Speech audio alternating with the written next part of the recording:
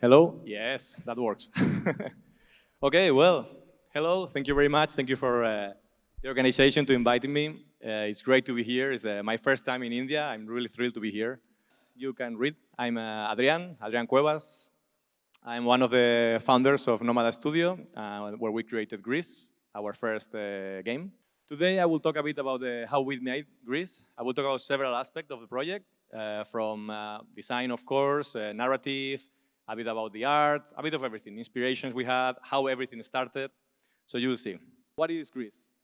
So GRIS is a platform adventure game, kind of for the people that doesn't play many video games, which probably is you are not, like a Mario, but like a new age Mario with a very special focus on art. First, I would like to talk to you a bit about the team that created GRIS. Well, this is me. I'm Adrian Cuevas. I've been working in video games for 12 years or 10, 12 years now. Started working as a biomechanical engineer in Barcelona. I was doing mostly motion analysis for clinics. And one day I just decided to switch my career and start working in video games. And I moved to England, where I started working for Relentless Software, where I did BAS. And then I had the chance to go overseas, and I went to Canada. There I started working in Ubisoft Montreal, where I worked for Far Cry 3 for more than 2 years. Then I moved to Denmark, where I worked for Hitman. And finally, I moved back to Barcelona, where I was in Ubisoft again, Ubisoft Barcelona. And among other things, the last thing I did was Rainbow Six, the Siege. Another of my partners is Roger Mendoza. He's also a developer. I met him in university in Barcelona a long time ago. And he worked for Ubisoft Montreal for 6 years. He did some White Skate, but especially Assassin's Creed, probably you know better. And again, Rainbow Six. He also came back to Barcelona, to Ubisoft Barcelona, where we made the Rainbow Six. And the third pillar of Nomada Studio is Conrad Rousset.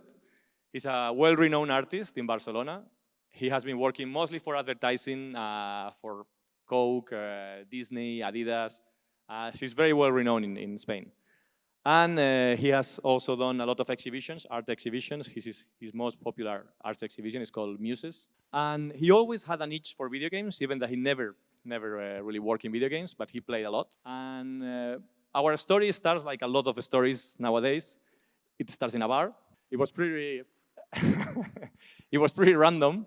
But I had to go to Canada for 4 months to help Ubisoft Montreal to create, to optimize Rainbow Six. And before that, I did like a farewell party. And in that farewell party, it was Roger, me, and a lot of other friends. And we went to a bar, and randomly we met with a friend that was celebrating her birthday. One of the invited for this birthday, one of the guys, was Conrad Rousset. And I guess by chance, we sat next to each other, and we started talking about life, and he told us that he wanted to make a video game. He said he never did a video game, but he really wanted to make it. And he drew this. He just told us, oh, I want to make a video game where the art is very important. When he explained us, he told us, I want to create like this kind of art style that is handcrafted, and that the colors are very important in the game, and that you can get colors as you progress. But to be completely honest, I was leaving for Montreal a couple of days after, and I thought, okay, that is just 3 drunk people talking in a bar. It goes nowhere. And I went to Montreal, but luckily for me, they kept talking while I was abroad. And when I came back, we started working in a small prototype. But this is a small video of the very, very first prototype we made. It was a prototype just to show a bit the vibe of the game and how we could make a game that the gameplay is not the first thing that you have to notice about it. Anyway, for what you can see, this is a very, very rough animation of a little girl. And what we did here, it was just creating this prototype that you could play like 5 minutes, not even 5 minutes, it's like 3 minutes. And you could just walk along this line, all black and white, and you will hear the music. It's very peaceful, just trying to convey these feelings just with music and the pace of the character. And as soon as you get to the end of the line, you see this color, and we just prototype how this color is discovered. So with that, even if it's a very, very, very simple prototype, we saw that this kind of game could work. It's a kind of game that is not usually seen, but still a lot of people will enjoy that. If I have a video later, I will show you all together. Anyway, so when we saw that this could work, we decided to create a small team. We quit our jobs, and start creating a bigger prototype, like a 15 minutes prototype that actually show the state that we want to create, like the game that we want to create, with a final polished look and feel. And we were like around 6 months working in a prototype. This is the team that we put together. What we did is creating this 15 minutes prototype. And to be completely honest, we were very lucky. Sometimes I think faith helps you a lot. You have to work, of course, but that was very helpful because we wanted to create this prototype during 9 months in the beginning. But luckily for us, Sony sent us a message in Twitter and told us if we were going to go to Gamescom in Germany. We weren't going to go, but obviously you have to say yes if Sony asks you. So we said, yes, we are going for sure. And we start just basically cutting the prototype wherever we could to be on time for the Gamescom to show the game. So yeah, as I was saying, basically we were creating this prototype, and what we did is we cut pretty much 5 minutes. To be honest, once we did that, we realized that it was completely pointless to do the prototype for longer.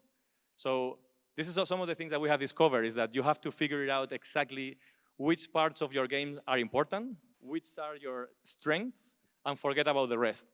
For example, our game, we knew the gameplay wasn't the most important thing. And sometimes we were focusing, no, let's try another puzzle, but it was a platformer. There wasn't any special mechanic that it will blow your mind. But the art was really important. The music was really important. And that was the key for the prototype. So then we went to Germany with this prototype. As we were going to meet Sony, we just contact everybody. And one of our strongest points, as you can see, is the art. That helped us a lot when we were sending the pitch and videos to all the publishers. So at least they were getting the phone. They were answering back. They were telling us, okay, let's meet. You can explain me more about it. Obviously, having experience in the industry before, having Roger and I in the studio, was also very helpful because when it's your first game, publishers usually are very scared because if they're going to give you money, they want to know that the team is capable of doing it. So basically, my advice when I talk about this is always the same. Have experience, know what you're doing, and show your strengths. And forget about the rest. Don't do half an hour prototype if your game doesn't really deserve it. It's pointless. Anyway, so we went to Germany with this presentation to I would say 12 publishers. Obviously, some of them were good, some of them were bad. But luckily for us, Devolver Digital, you might know it, it was the one that said yes. In the meantime, I will tell you another anecdote that I have in the GDC. I think there was the first interview we did with a publisher in the conference. We did a couple of interviews before in the hotel. But the first one in the conference was with a random company that I won't say the name. But it was really, really rough. When we arrived to the conference, the guy basically grabbed my badge and told me, I really have a meeting with you. I don't know who you are. And I was like, well, as far as I know, yes. I'm pretty sure I don't have a meeting with you. So anyway, he went checking it on the calendar. He said, yes. Oh, yeah, it seems I have. Okay, yes. Stay there and wait for me. So we went there. Eventually, he came back and asked me, okay, so what do you do? What are you here to present? I said, oh, we are doing this game. It's called GRIS. And we saw him on the screen. And he said, oh, yeah, I remember your art style. Yeah. So, okay, how much money do you want? And we were like, well, we are not sure. It was the first time, pretty much. We weren't asking much. I cannot say the numbers anyway, but we cannot ask him for much. And the guy basically started screaming at us on the middle of the hall of the conference, like, what? Are you crazy? And we were like, well, I don't know. We are new on this. And he said, not me, not anyone that I know will ever publish your game. That was pretty... And to be honest, now the game is published, it's doing well, and we save a copy for him, and we are going to send it to him, dedicated. Thank you for your support.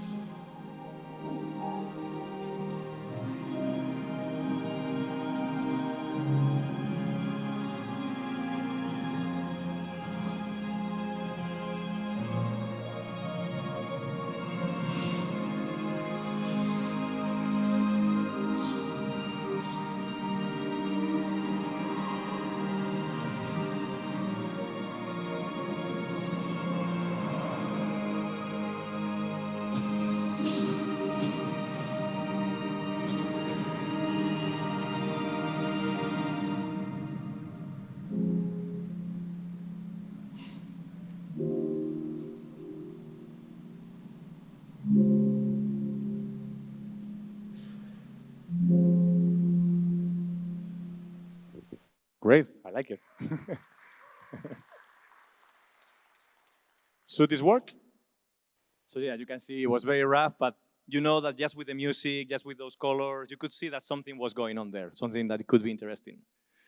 So yeah, as I said, we were working on the prototype. We went to the Gamescom, and luckily for us, Devolver really paid attention to us. There were several publishers that really pay attention and they really listen. But you know how it is, months of the negotiation. But finally, Devolver really did it.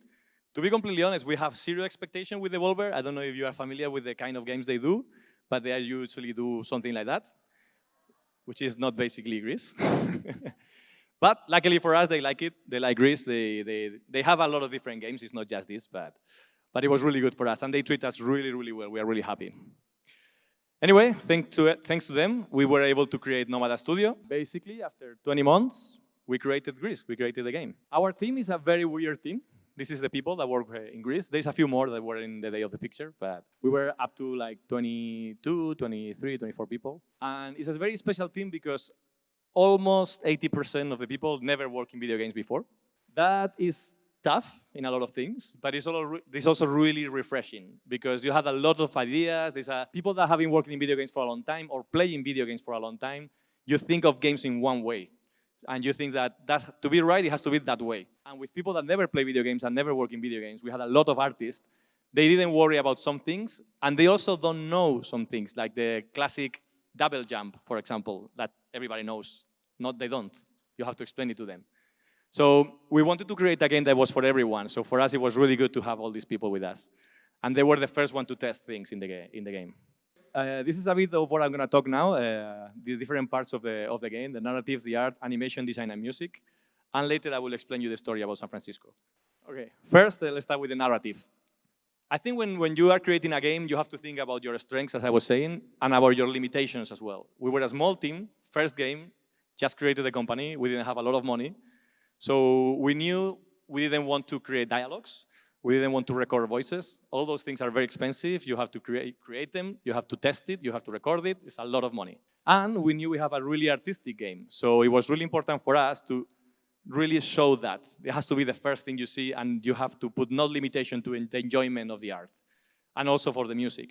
So we decided not to have any UI whatsoever, not to have any kind of score or time or anything, just the game. So whenever you want to stop the game, you could see like if it was a picture. For us, we wanted to create a game that was slightly more adult. We wanted to create a game for everybody and that everybody could stay interested into it, but that it wasn't just a random story. But what we did, it was a bit risky, but we created a game based on a very common feeling that is grief. But we wanted to explain it in a very metaphorical way. Explaining it that way is good because a lot of people can put their own stories. You're just trying to express the feelings. You are trying to express like, the girl is really good at the beginning, it falls down, it gets better, it fell down again. And we wanted to create that and show some symbols so you could more or less understand what's happening, but that we want you to project your story. Like that you remember when your dog died, or when your mother died, or when your sister, or whatever happened in your life. And when you work on that very metaphorically, it's just not grief anymore. It becomes any kind of depression. It could be when you were down because something happened, because they bully you in the school, whatever. It's the kind of the same feeling, and we wanted to work on how you get down and how you walk back. That's what the game is about. So this is our version of the hero's journey that you could see in movies. We use this graph to be sure that there was always something happening in the game. We wanted to have its up and downs, exactly to know the pace of the game, when it's gonna be slower, when it's gonna be more like action. And we create this graph and map different things happening on the screen, happening on the game. For this, when we were creating this, we also have the help of a psychologist to help us put some of the symbolism, trying to create more of the in-depth knowledge of the feelings. Once we have that, we start creating the maps. For the maps, at the beginning, we wanted to create kind of a Metroidvania kind of game, more like an open world. But again, we rethink everything. We thought, okay, we have limited resources. Creating an open world that is changing every time you get a color is madness, is a lot of work. So we changed that. And we did like a kind of a linear map, but that you will revisit some areas. We wanted to do this so we could show the player that their actions are changing the whole world, but we don't really have to change the whole world. So what we did is we did the players to navigate each of the levels and always come back to the same hub center.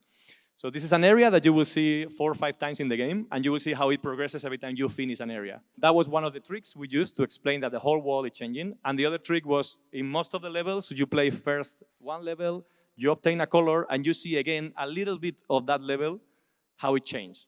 So that way you could see 2 things that had changed, and you can imagine that the whole world had changed. But obviously, we didn't have to do the whole thing. The other good point of having a more linear experience instead of having an open world is that we could control what the player was going to see next. When you do an open world, people can get lost, people can start doing side missions, people can decide to do whatever, so you cannot control the pace of the game. And particularly when you do a game for people that don't play video games usually, that's really, really tough. Control someone, tell them where to go, and don't feel lost, don't feel frustrated, is very difficult. So going for a linear experience was much more helpful for us. When we start production, right after pre-production, we created a storyboard. For video games, you might know that it's not common, in not all of them.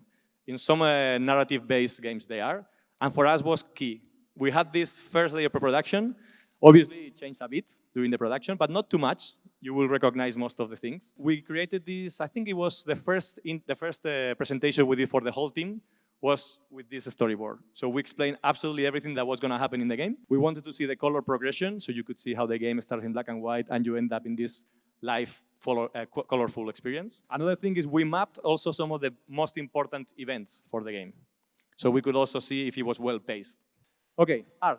Art, as you can imagine, it was a key feature for us. Having Conrad Rousset making the art is something we really wanted to use.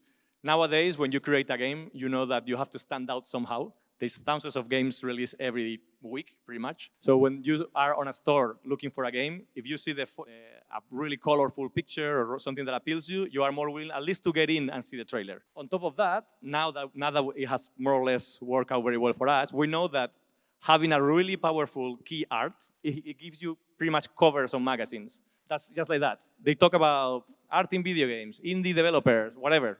Any subject. They prefer to put your key art, even the inside is Celeste or Obra Dinn, because the key art is more powerful your art. So we get some covers on magazines just because the key art was beautiful. And that's really, really important. Anyway, coming back on track. When we started creating GRIS, the first thing we created is a lot of sketches on notebooks.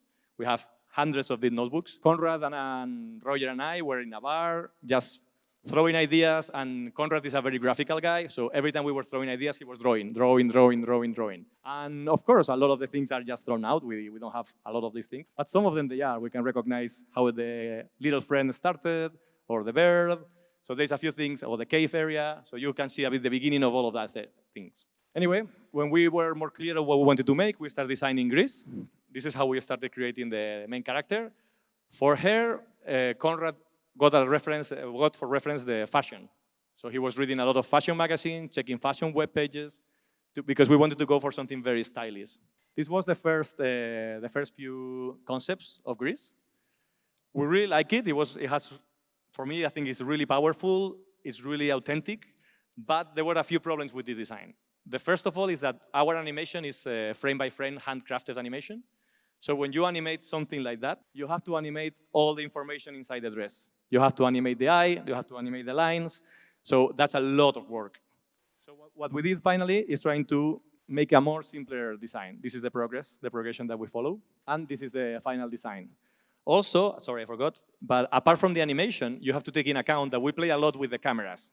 And when you do zoom out of GRIS, with the previous design, all this information that you have in the dress, it became blurry. So it's not really useful. It's like a bunch of noise. So it didn't look really nice. So again, with this design, it's much more elegant, much more simpler, easy to understand, and it's powerful. For the scenes, we have several references, like Ghibli animation movies, Disney movies, but one of the most important references for us was Moebius. And there was another reference that most of people don't get, and it's normal, which is aquascaping. In that period, Conrad was going into a dark phase of aquascaping. He was creating his own aquarium. And he started studying, let's say, a branch of aquascaping, the Japanese aquascaping, that's called iwagumi. And with that aquascaping, you create compositions with just a few elements, and you create like really elegant, really great compositions. And you can see some of the compositions like really mimic the things that we were doing. Once we knew the style, once we have a lot of concepts, well, we create a lot of concepts, like 1,200 concepts of the game, different areas, different characters. Obviously, some of the concepts didn't make it to the game. This is an area that is not in the game finally, that it was happening inside a tree. But all of the other concepts are exactly in the game. As a programmers, we try to make them all the tools that they need to create exactly the concept in the game. And you might recognize that this is really like it is in the game now. Animation is also very important for us because we wanted to keep that feeling of an animated movie. It's very appealing for people that don't play video games to see this as a movie because they won't see like a very clunky robotic animation. They will see like very fluent, very smooth. That's why we went for a frame-by-frame animation. We were about to do something crazy, and luckily for us, we removed this idea from Conrad's head because he wanted to create all this frame-by-frame in paper, scan, and go to the computer. That was madness. And luckily for us, we were able to convince him. When you create a platformer, the most important animation is the running animation because you're going to be seeing this animation 80% of the game. It's very important that you get that right. That's why we started with this. This will define the whole animation style for the game, and we iterate a lot over this animation because it's really, really important. This was our first animation, our first test. We like it a lot, but it was a bit too liquid. So we did a second iteration. This one was very nice, was very elegant, but it was maybe at least less, a bit more generic, a bit less powerful. Then we told the animator, okay, go there and do something more weird, more special. And he created this flag, which is weird. But anyway, obviously we didn't say yes, but finally after a lot of iterations, this is our final animation. This is how it looks when it's clean. Even though that we did a lot of good, we really did it well, removing some of the information of the dress, now we can know that we still did a big mistake, and it was creating that detailed shade on the head. That little shade took us months and months and months of a girl working just on that, because he was doing that shade for all the animations in the game, and we have thousands of frames. So that was a really stupid idea, but now we know. Too late, but now we know. Anyway, this is another animation of one of the abilities of the girl when she becomes a heavy cube. And this is how it looks in the game.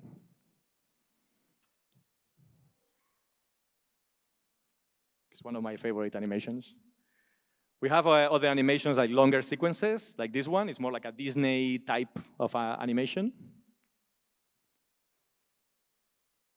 This is how it looks in the game.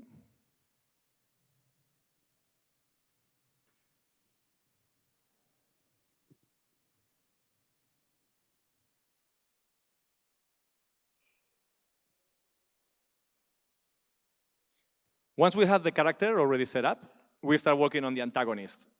As we knew, GRIS, it was all about color, it was all about these watercolors. We thought it would be a good idea to make the antagonist with black ink, but we weren't sure how we wanted to animate it. One day, our animator came with this video that showed us, and it really blows our mind. So we said, okay, I think we should do this because it looked like this watery ink. We really like the fluidity of it. So we decided to go for a character that moves kind of like that, obviously. It's not exactly the same. And that's how we created the antagonist. The antagonist had a lot of really long sequences. So the first thing, it was working a bit like in cinema, a really complex storyboard, and we created our first pass of animation. This is yet a simple animation with just the most important frames, but you could export this right away and try it in the game to know if the size are okay. Because if you can place the character here, the movement is okay, the camera, you can set up everything.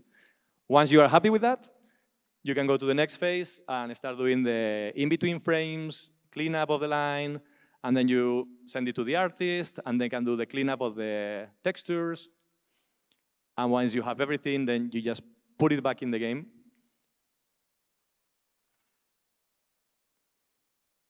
And then when you add the particles and all the effects, this is how it looks in the game.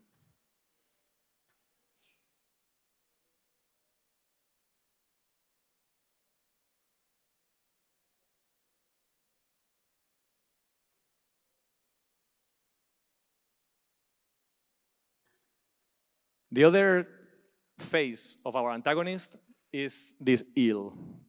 When we created this eel, it was very complicated because we wanted to be able, the player should be able to move and kind of swim wherever he wants, and the eel should be able to track him down.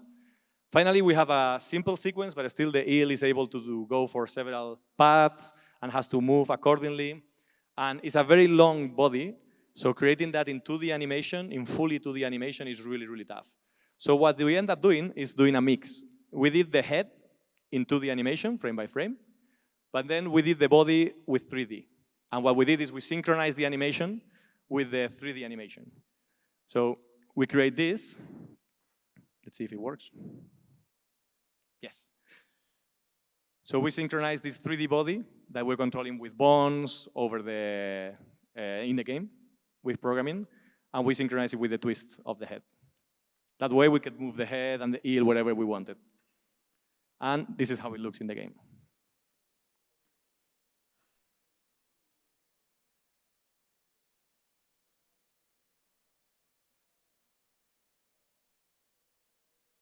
I think there is sound, but I don't know if it's not sounding.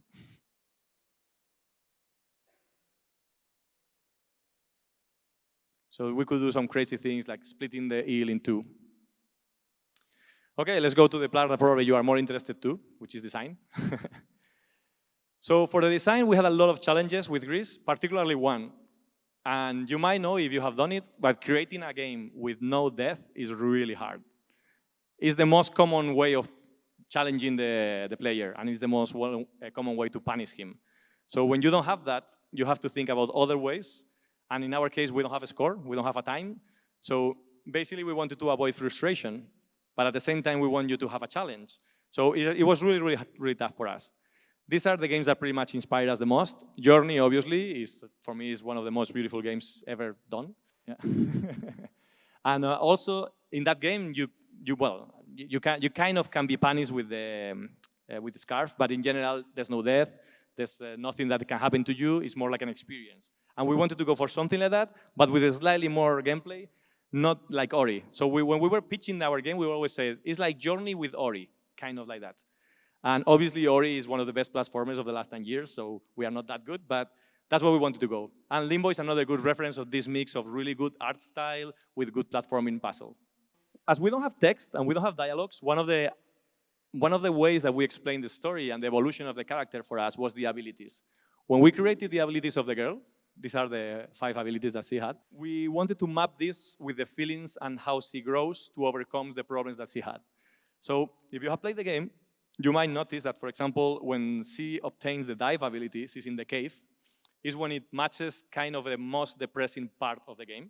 So she is going down to hell, basically, and she gets this dive ability to be able to maneuver over that depression. When she is in the heavy ability is when she is in the most anger phase. And what she does is breaking things. She breaks the floor, she breaks rocks. So we wanted to map these things. The idea that the progression of the ability she has is what she's suffering at that moment.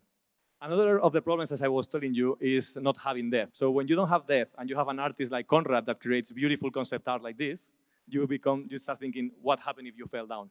That's something that he never thinks, but obviously we had to. We start creating a lot of different contraptions to make possible these concepts and at the same time not having depth. For example, in this case, what we did is just creating kind of a platform. Well, here there is a floor and there's a platform that just appears when you are down. So you can come back and it disappears and you still have your beautiful concept again. It happened several times during the game. I will put you another example, is this one. We wanted to have this beautiful sky, that it was just some architecture and stars, but then we created this kind of mechanic. This is a mechanic in the game that lights make appear this kind of architecture. So we use that to create this emptiness and a way to coming back. Okay, when we were creating the puzzles of GRIS, obviously the first thing we had to do is testing and prototyping.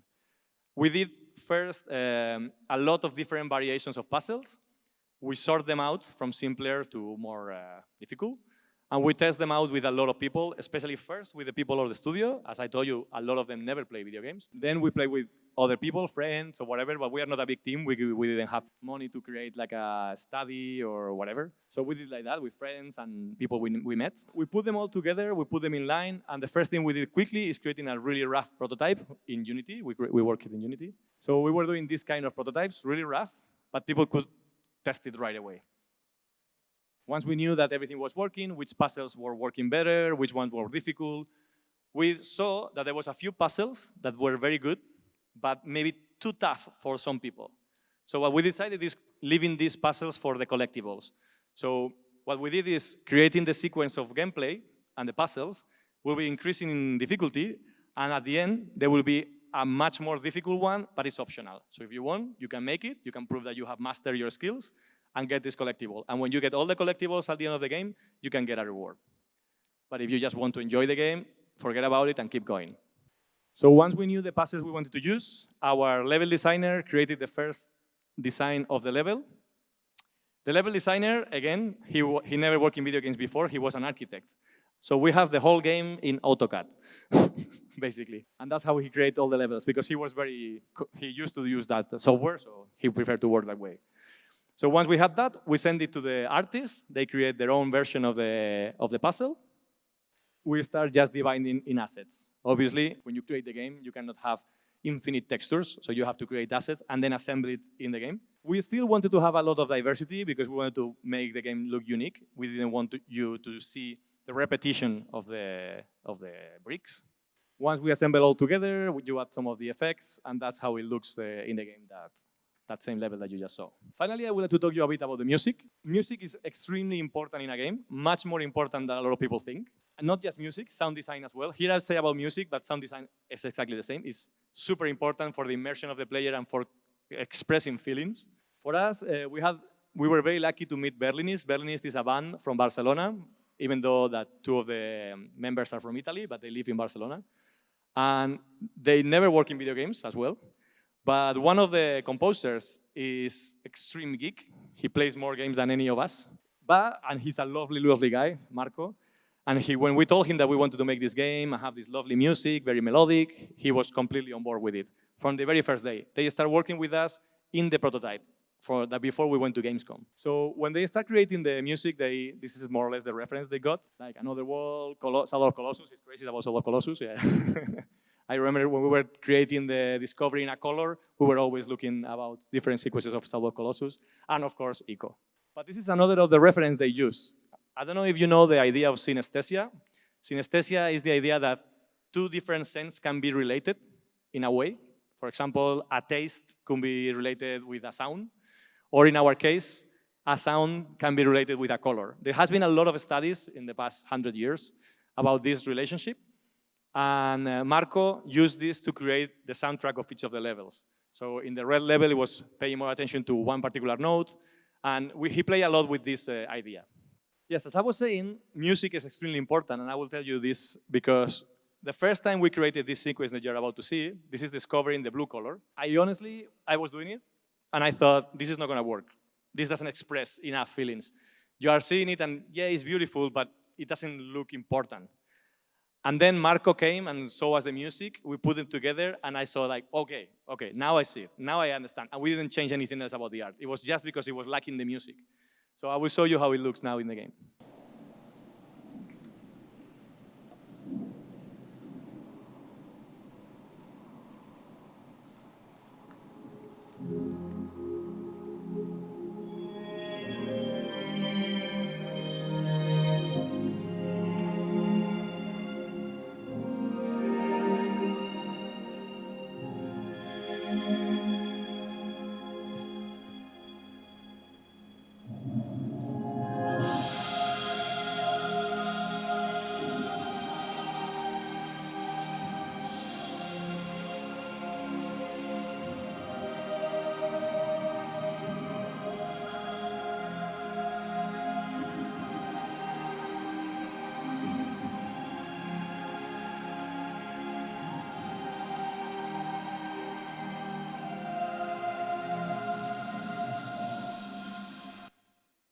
So yeah, that's how you obtain the blue color. And for me, when I saw that with music, I thought, okay, this works. That it works.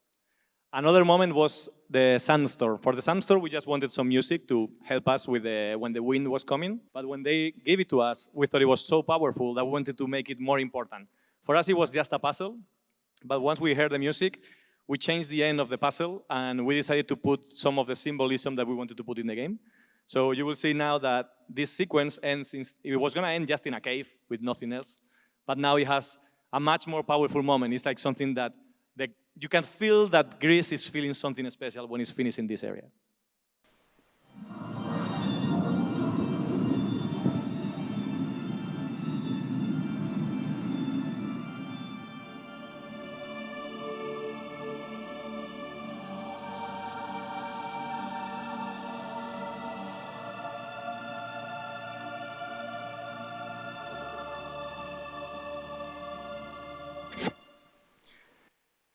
Okay, and finally, one of the things we also did is trying to do the same thing that we do with the colors of the game with the music.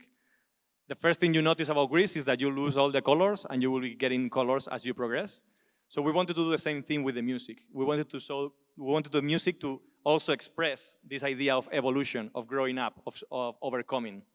So if you play the game, the first sequence you see is GRIS in this hand, and you will hear a theme. Is the main theme of the game. And you will hear completely with all the instruments, with everything.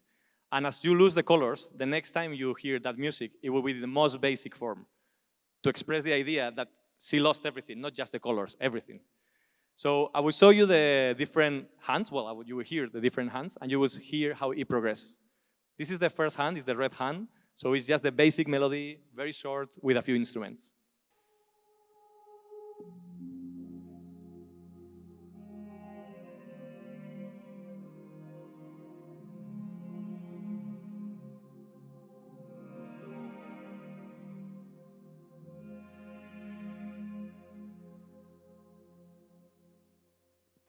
So it has the basic things so you can recognize it, but it's simple. The next one is the green hand, and we add a few instruments. I think it's the strings with the violin.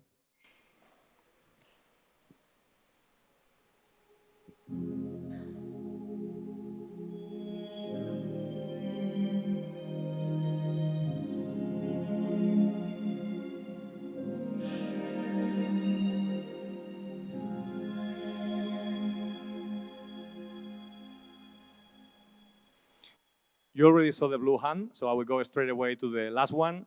The last one is when basically this is almost all recovered, not fully, but almost. So we went all with it. You have percussion, you have chorus, you have everything that was in the music library, we put it there.